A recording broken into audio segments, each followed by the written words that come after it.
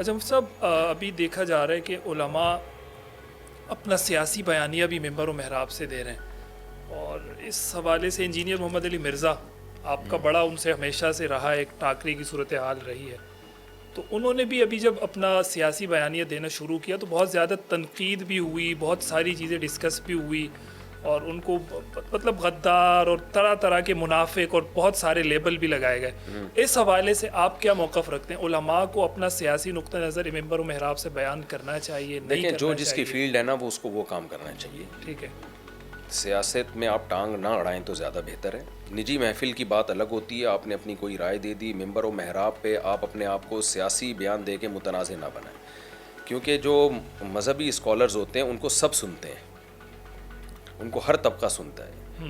تو آپ جب کسی ایک سیاسی کو پروموٹ کریں گے تو اس کا مطلب دوسرے طبقے سے آپ ہاتھ دھو رہے ہو۔ ہاتھ دھو لیا۔ تو کیا ضرورت ہے آپ کو؟ آپ اپنا جو بھی بیانیہ ہے نجی محفل میں آپ کو جو، جیسے ہر آدمی کی اپنی ایک رائے ہوتی ہے، لیکن ہمیں انجینئر لیکن کے وہ بارے کہہ رہے میں ہیں تو کہ جب جو چیز ہمیں حق لگ رہی ہے، اب حق کو چھپانا تو نہیں ہے، بیان کرنا ہے، تو بیان دیکھیں کرنے حق لوگوں کے کو کچھ مسئلہ ہو رہا بیسک ہے۔ اصول ہوتے ہیں، ان اصولوں کو ضرور بیان کرنا چاہیے، کہ شخصیت کو گرانا یا پروموٹ کرنا نہیں ہونا چاہیے۔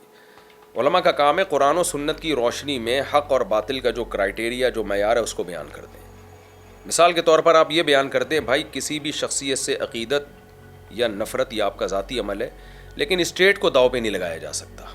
ٹھیک ہے، اسٹیٹ کو بہرحال ہم سب نے مل کے بچانا ہے۔ یہ بیان اگر دیا جاتا تو لوگ اس کو لیتے، عمران خان بھی لیتا ہے اس بیان کو، بھئی بات صحیح ہے بالکل۔ تو علماء کا کام ہوتا ہے کہ اسٹیٹ کی حقیقت کو، اسٹیٹ کی اہمیت کو بیان کریں، کہ اسٹیٹ کو بچانا ہم سب کی سب سے پہلے ذمہ داری ہے۔ ہم کسی کی عقیدت میں یا نفرت میں اتنا آگے نہ جائیں کہ اسٹیٹ کا وجود، ریاست داؤ پہ لگ جائے، ریاست داؤ پہ لگ جائے۔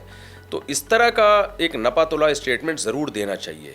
اتنا خاموش رہنا کہ آپ اسٹیٹ ایک خطرے پہ ہو اور داؤ پہ لگ گئی ہو اور ہم بالکل ہی چپ بیٹھے رہیں، یہ ٹھیک نہیں۔ لیکن کسی کی طرفداری یا کسی کی مخالفت، یہ بڑا یعنی مشکل ٹاپک ہے، یہ اتنا آسان نہیں ہے۔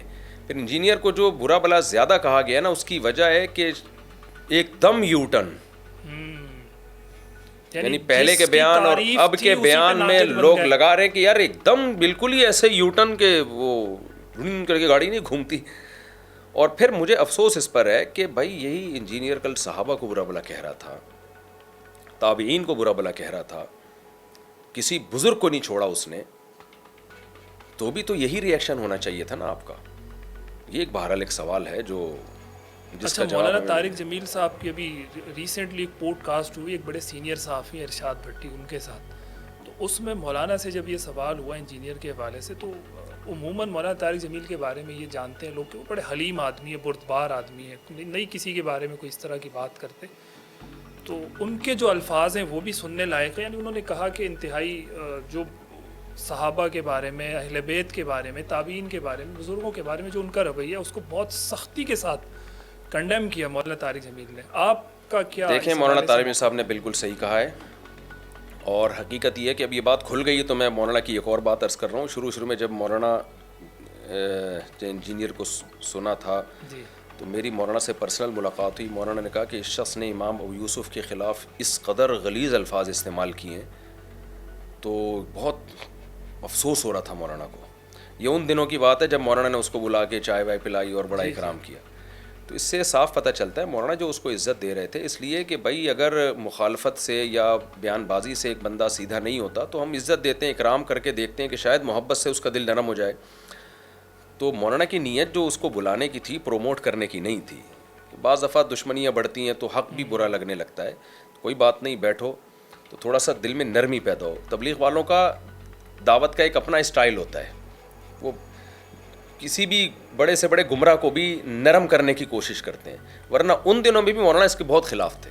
مولانا مجھ سے خود کہا تھا کہ اس نے جو ان شخصیات کے بارے میں اتنے شدید الفاظ استعمال کیے ہیں، تو یہ تو یعنی انجام سے ڈرنا چاہیے۔ تو یہ ہے